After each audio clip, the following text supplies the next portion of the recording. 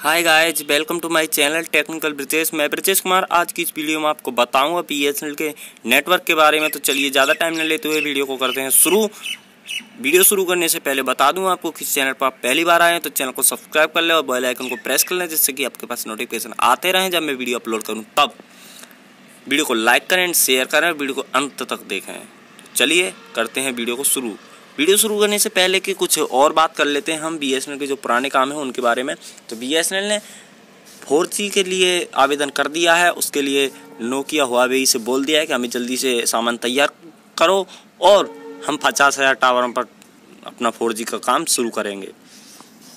अप्रैल की सैलरी और contract worker की सैलरी के बारे में भी कोई न्यूज़ नहीं आई है, तो चलिए उनके भी लिए भी हम कर देते हैं। लेकिन कुछ जगह औरंगाबाद में है, जैसे कि वहाँ पर कुछ लोगों ने मतलब कि गवर्नमेंट एम्प्लॉयज हैं, उन्होंने कुछ पैसा इकट्ठा करके और कॉन्ट्रैक्ट वर्कर के लिए कुछ पैसे देने की राहत की है।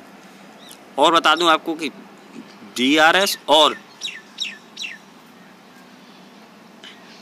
BRS पेंशन और BRS के सेकंड इंस्टॉलमेंट, तो BRS पेंशन के लिए कुछ डॉक्यूमेंट्स तैयार करने हैं, वो मैं बता दूंगा जैसी न्यूज़ आएगी। और इंस्टॉलमेंट के बारे में तभी बता सकता हूँ जबकि वो BRS की एक अलग से न्यूज़ आएगी और उसी में बताऊँगा। पढ़ने के लिए न्यूज़ को मेरे नीचे दिए हुए डिस्क्रिप्शन में लिंक दिया है। 2 लिंक हैं, दोनों लिंकों पर जाकर क्लिक कर सकते हैं, देख सकते हैं कोई भी। चलिए अब चलते हैं वीडियो के मेन पॉइंट पर। टेलीकॉम गियर बनाने वाली कंपनियों को उम्मीद है कि BSNL MTNL का बकाया है। BSNL MTNL का बकाया चुकाना है। टेलीकॉम गियर बनाने वाली कंपनियों को उम्मीद है, उन्हें भरोसा है कि टेलीकॉम मतलब कि BSNL और MTNL का कुछ पैसा हमारे ऊपर बचा हुआ है, सरकार के ऊपर बचा हुआ है। जो 74,000 करोड़ रुपए का जो पैकेज जारी किया था उसमें से पूरा पैसा BSNL को नहीं दिया गया है, तो उसमें से कुछ पैसा बचा है और वो BSNL को देना है। एसोसिएशन ने सरकार की अपेक्षा की है कि वह BSNL और MTNL के साथ साथ अन्य टेलीकॉम सार्वजनिक क्षेत्र की कंपनियों के साथ लंबित 20,000 वेंडर के बारे में कार्रवाई करे। एसोसिएशन सरकार की अपेक्षा है कि उम्मीद है उसकी कि वो BSNL और MTNL जो 20,000 वेंडर बकाया हैं उन पर कार्रवाई, उन पर काम चालू करे। उद्योग मंडल टेमा ने शनिवार को एक बयान में कहा कि घरेलू टेलीकॉम गियर निर्माताओं को उम्मीद है कि वह सरकार राज्य के स्वामित्व वाली टेलीकॉम फर्मों के साथ साथ लंबित अपने बकाया राशि को मंजूरी दे सकती है। तो टेमा का एक बयान है, उसमें कहा है टेमा ने कि BSNL बहुत लंबे समय से बकाया राशि को मंजूरी दे सकती है। BSNL लंबे समय से घाटे में चल रही है और इसे 74,000 करोड़ रुपए का जो पैकेज दिया गया था उसमें से पूरा पैसा नहीं दिया गया था, उसे मंजूरी दे सकते हैं जो मांगे BSNL। तो टेलीकॉम इक्विपमेंट मैन्युफैक्चरर्स एसोसिएशन जो बिहान नेटवर्क और तेजस नेटवर्क जैसी स्वदेशी कंपनियों का प्रतिनिधित्व करती है, ने भी के द्वारा 200 करोड़ रुपए तक के सार्वजनिक वेंडर के साथ माध्यम से घरेलू विक्रेताओं से खरीद के लिए सरकार को पुष्प पर स्पष्टता अनुरोध किया। टेमा के अध्यक्ष एमेरिस्ट NK गोयल ने कहा कि यह संदेश से परे है कि COVID के दिनों में दिखाया है कि भारत में सभी नागरिकों को कनेक्टिविटी प्रदान करने के लिए दूरसंचार क्षेत्र सबसे आगे रहा है। अध्यक्ष को उम्मीद है कि वित्त मंत्री निर्मला सीतारमण का अगला पैकेज दूरसंचार, इलेक्ट्रॉनिक्स और ICT क्षेत्रों के लिए आ सकता है। गोयल ने कहा है यह क्षेत्र हमारे माननीय PM के मिशन निर्मा भारत को ध्यान में रखते हुए स्वदेशी रूप से डिजाइन किए गए विकास और निर्मित उपकरणों के विशिष्ट परिवर्तन के संदर्भ में पैकेज की तलाश में है। गोयल ने कहा है कि माननीय प्रधानमंत्री नरेंद्र मोदी जी के मिशन निर्मा भारत को ध्यान में रखते हुए स्वदेशी डिजाइन, जो स्वदेशी हमारे देश की जो डिजाइन के विकास निर्मित उपकरणों का विशिष्ट परिवर्तन संदर्भ में पैकेज की तलाश में है। मतलब कि उसे खरीदने के लिए कुछ पैसे चाहिए, उसकी तलाश कर रहे हैं।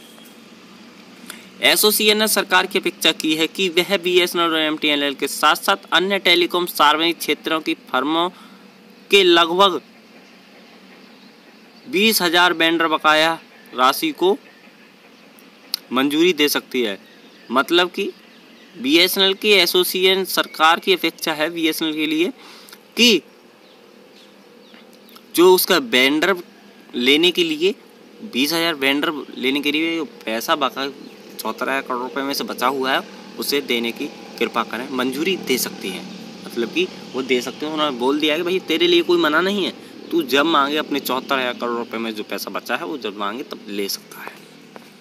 गोयल ने कहा टेलीकॉम के सामने एक मुद्दा और, बीएसएनएल, एमटीएनएल और अन्य टेलीकॉम पीएसयू से बड़ी मात्रा में भुगतान लंबित है और हमें उम्मीद है कि जल्दी ही सभी लंबित भुगतानों को जारी करने के लिए नीति निर्देश होंगे। तो गोयल ने कहा कि टेलीकॉम के सामने आ रहा एक और मुद्दा, बीएसएनएल, एमटीएनएल और अन्य पीएसयू से बड़ी मात्रा में भुगतान लंबित है। मतलब कि पीएसयू एक बहुत बड़ा संगठन है दूरसंचार का, उसने बड़ी मात्रा में भुगतान मांगा है बीएसएनएल से और हमें यह उम्मीद है कि जल्दी ही सभी लंबित भुगतानों को जारी करने के लिए एक दिशा दिखाई जाएगी सभी भुगतानों को जारी करने में।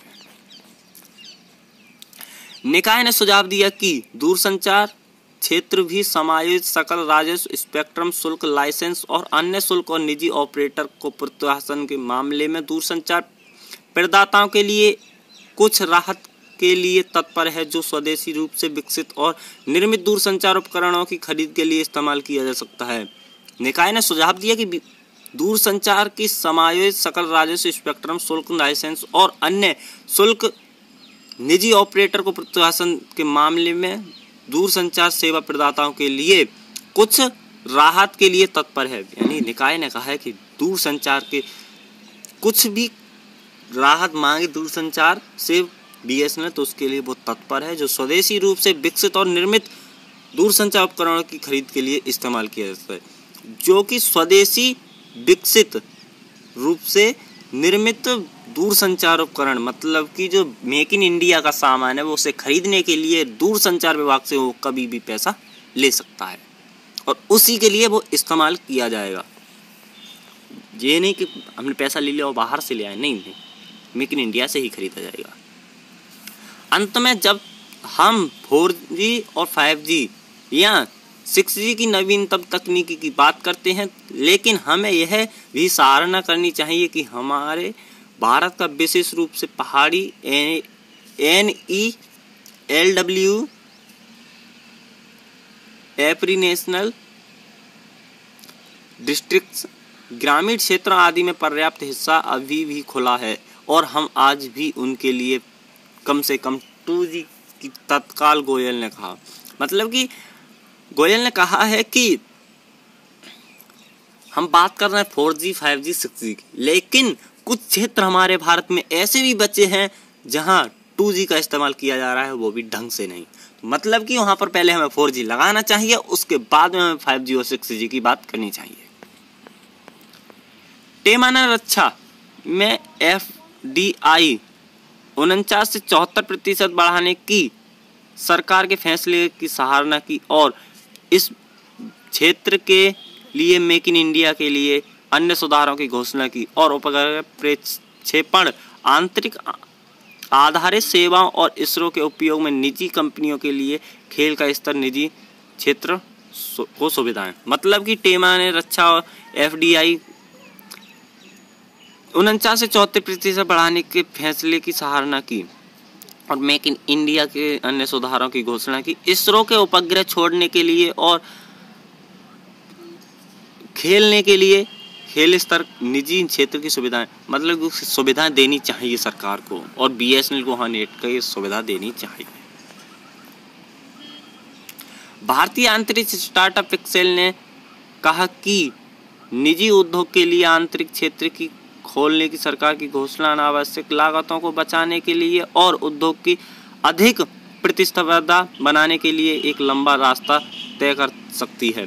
इसका मतलब यह भी होगा कि बहुत सारे आंतरिक ग्रेड सामग्री निर्माण प्रक्रिया जो अभी देश में नहीं है, जैसे कि बहुपरत थर्मल इंसुलेशन, सौर पैनल और बैटरी, जो विदेशों जैसे प्रमुख रूप से खरीदे गए थे, अब अधिक घरेलू और उद्भव के कारण स्थानीयकरण देखेंगे।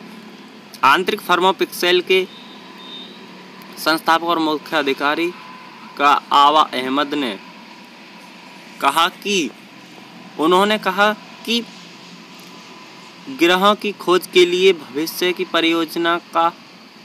परियोजनाओं पर घोषणा भारत के बहुत ही मैक्सार स्पेस और रॉकेट लैंप्स के निर्माण की दिशा में बहुत महत्वपूर्ण है। कुल मिलाकर आज की घोषणा एक महान पहला कदम है, जिससे दृष्टि पर अमल करने के लिए एक स्वतंत्र नियामक प्राधिकरण द्वारा बीएसएनएल किए जाने वाली आवश्यकताओं और यह सुनिश्चित करना है कि इन ऐतिहासिक घोषणाओं का एहसास हो, अहमद ने कहा। तो थैंक यू फॉर वॉचिंग दोस्तों। कैसी लगी वीडियो? मुझे भरोसा है कि वीडियो आपको अच्छी लगी होगी। वीडियो अच्छी लगी हो तो लाइक करें, शेयर करें और चैनल को सब्सक्राइब करें। और चैनल पर पहली बार आए हैं तो सब्सक्राइब तो कर ही लें, बेल आइकन को जरूर प्रेस करें, जिससे कि आपके पास नोटिफिकेशन आते रहें। और वीडियो के नीचे डिस्क्रिप्शन में 2 लिंक दिए हैं, जिनसे आप अपनी पढ़ सकते हैं अपनी ये न्यूज़ को, तो उस पर जाकर जरूर क्लिक करें। चलिए मिलते हैं अगली वीडियो में। बाय।